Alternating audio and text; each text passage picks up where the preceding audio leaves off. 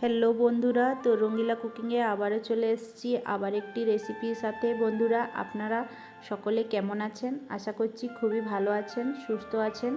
তো আজকে আলু দিয়ে একটি রেসিপি তৈরি করব। এই রেসিপি একদমই খুবই ভালো লাগবে আপনাদেরকে আশা করছি। তো অবশ্যই পুরো ভিডিওটি দেখুন, স্কিপ করবেন না বন্ধুরা। আর ভালো লাগলে অবশ্যই একটি লাইক করে দিন। তো আলু, সেদ্ধ আলু নিয়েছি। তো আলুগুলো চোকাগুলো এইভাবে করে এখন ছাড়িয়ে নিচ্ছি। তো আপনারা চাইলে কাঁচা আলুও এই রেসিপিটি তৈরি করে নিতে পারেন। তো আমি এখানে সেদ্ধ আলু নিয়েছি আর সব আলুগুলো এইভাবে এখন ছুলে নিচ্ছি। তো দেখুন, এখানে খুব সুন্দর করে আলুর চোকাগুলো ভালোভাবে ছাড়িয়ে নিয়েছি। তো এখন আমি আলুর চোকাগুলো ছাড়ানো হয়ে গেছে। তো একটা চাকু নিয়ে আলুগুলো এখন পিস করে কেটে নিচ্ছি। তো এইভাবে 4 টুকরো পিস করে নিয়ে এখন আমি সব আলুগুলোকে কেটে নেব এভাবে। তো এইভাবে করে দেখুন সব আলুগুলোই কিন্তু কেটে নিয়েছি এখানে। তো কতটা সুন্দরভাবে আলুগুলো সব আমার কাটা হয়ে গেছে। তো 4 ভাগে ভাগ করে নিয়ে আমি আলুগুলো কেটে নিয়েছি। আপনারা চাইলে এর থেকে ছোট ছোটও করে নিতে পারেন কিংবা একটু বড় সাইজেরও রেখে নিতে পারেন। তো চলে এসেছি কড়াইয়ের দিকে। তো একটা ফ্রাই প্যান বসিয়ে আগে থাকতেই গরম করে নিয়েছিলাম। তো 2 চামচের মতো দিয়ে দিলাম সরষার তেল, হাফ চামচের মতো কালো জিরে, হাফ চামচের মতো 5 ফোড়ন তেলের মধ্যে দিয়ে দিলাম। সাথে এখানে একটা মিডিয়াম সাইজের নিয়েছি বেগুন। তো বেগুনটা খুব ভালোভাবে ছোট ছোট টুকরো করে কেটে নিয়েছিলাম। তো তেলের মধ্যে দিয়ে দিয়েছি।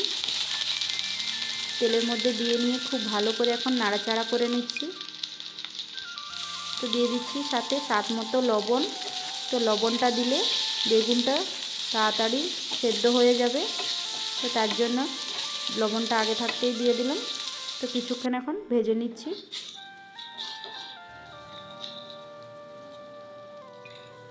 বেগুনটা এখানে 1 মিনিট আমার ভালোভাবে ভাজা হয়ে গেছে। তো একটা মিডিয়াম সাইজের টমেটোর কুচি দিয়ে দিলাম আর একটা মিডিয়াম সাইজের পেঁয়াজ কুচি বড় বড় করে কেটে নিয়ে এর মধ্যে দিয়ে দিলাম এখন। তো খুব ভালোভাবে আবারও নাড়াচাড়া করে নিচ্ছি আর ভালো করে আবারও 1 মিনিট টমেটোরগুলো আর পেঁয়াজটাকে বেগুনের মধ্যে এখন ভেজে নেব। তো খুব ভালো করে এখানে নাড়াচাড়া করে নিচ্ছি আর সব কিছু এখানে ভেজে নিচ্ছি 1 মিনিটের মতো। তো দেখুন বন্ধুরা, 1 মিনিট খুব ভালোভাবে আমার ভাজা হয়ে গেছে এখানে। তো দেখতেই পাচ্ছেন খুব সুন্দর করে এখানে ভেজে নিয়েছি। টমেটোরগুলো খুব গলে গেছে। তো এখন কেটে রাখা আলুগুলো এর মধ্যে দিয়ে দিচ্ছি। তো কেটে রাখা আলু এখন দিয়ে দিচ্ছি এখন খুব ভালোভাবে এখন নাড়াচাড়া করে নিচ্ছি। তো এইভাবে করে নাড়াচাড়া করে আবারও আমি 1 থেকে 2 মিনিটের মতো ভেজে নেব।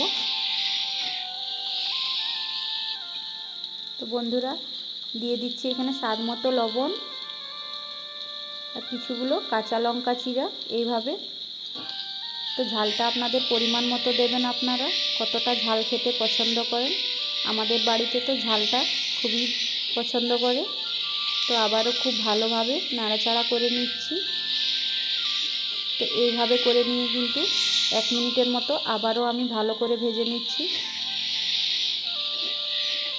তো দেখুন খুব সুন্দর করে কিন্তু 1 মিনিট আমার ভালোভাবে ভাজা হয়ে গেছে। দেখুন টমেটোরগুলো কিন্তু খুব ভালোভাবে গলে গেছে আর আলুটাও খুব ভালোভাবে এখন ভাজা হয়ে গেছে।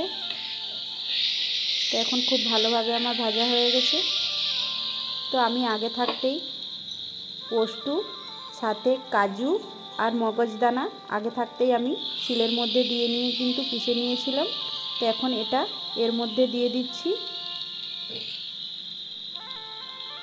তো এখন দিয়ে নিয়ে অল্প পরিমাণে একটু জলও দিয়ে দিচ্ছি এর মধ্যে। দিয়ে নিয়ে খুব ভালোভাবে এখন নাড়াচাড়া করে নিচ্ছি। তো বন্ধুরা, এই রকম আলুর একটি রেসিপি শাক সবজি না থাকলেও কিন্তু বাড়িতে তৈরি করে নিতে পারবেন।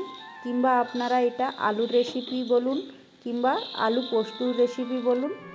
তো আমি এখন এইভাবে করে নাড়াচাড়া করে নিচ্ছি আর কিছুক্ষণ ভালোভাবে ভেজেও নিচ্ছি যেন পোস্তুর গন্ধটা খুব ভালোভাবে কাঁচা চলে যায়।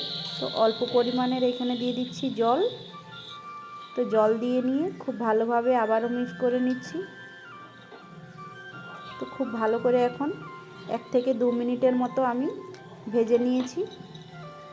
আর পোস্তুর আর মগজদানা আর কাঁচা গন্ধ কিন্তু খুব ভালোভাবে চলে গেছে। তো এইখানে আমার খুব ভালো করে ভাজাও হয়ে গেছে দেখুন। তো এখন ঢাকন দিয়ে 2 মিনিটের মতো ঢাকন দিয়ে ঢাকা দিয়ে দিচ্ছি। তো 2 মিনিট পরে ঢাকনটা খুলে নিয়ে এখন দেখে নিচ্ছি। তো দেখুন ঢাকন খুলে নিয়ে দেখে নিচ্ছি এখানে, আর খুব ভালো করে একবারও নাড়াচাড়া করে নিচ্ছি। তো জলটা কিন্তু খুব ভালোভাবে শুকিয়ে গেছে, একদম মাখো মাখো হয়ে গেছে। তো রেসিপিটি কিন্তু আমি মাখো মাখো করে নিয়েই রেডি করে নেব। তো সুন্দরভাবে কিন্তু এখন মাখো মাখো রেডি হয়ে গেছে। তো অবশ্যই বন্ধুরা এইভাবে কিন্তু আলু পোস্তুর রেসিপি আপনারা বাড়িতে সহজেই তৈরি করে নিতে পারবেন। কাঁচা আলু দিয়ে নিয়েও এই রেসিপিটি তৈরি করে নিতে পারেন, কিংবা আমার রকম এইভাবে সেদ্ধ আলু দিয়েও সহজেই তৈরি করে নিতে পারবেন এইরকম একটি রেসিপি। তো চলুন সার্ভ করে নিয়ে এখন দেখাচ্ছি। তো রেডি। তো দেখুন বন্ধুরা, একটা প্লেটের মধ্যে আমি এখন সার্ভ করে নিয়েছি। তো কতটা লোভনীয় লাগছে এইরকম একটি আলু দিয়ে পোস্তুর সাথে রেসিপি। দেখতেও কিন্তু খুব লোভনীয় লাগছে, খেতেও কিন্তু একদম খুবই স্বাদের হবে এইভাবে যদি আপনারা বাড়িতে তৈরি করে নেবেন। তো বন্ধুরা, আজকের রেসিপি আপনাদের কাছে কেমন লেগেছে অবশ্যই যদি ভালো লেগে থাকে একটি লাইক করে দেবেন, আর পাশে থাকবেন আমার। আর অবশ্যই ছোট্ট একটি কমেন্ট করে জানাতে ভুলবেন না যে আজকের রেসিপি আপনাদেরকে কেমন লেগেছে। তো বন্ধুরা, পরবর্তীকালে আবারও একটি রেসিপির সাথে আপনাদের সাথে দেখা। তো আজকের রেসিপি বন্ধুদের সাথে অবশ্যই শেয়ার করবেন। আগামীকালে আবার একটি রেসিপির সাথে চলে আসবো। ভালো থাকুন, সুস্থ থাকুন, আর সবাইকে সুস্থ রাখুন। টাটা।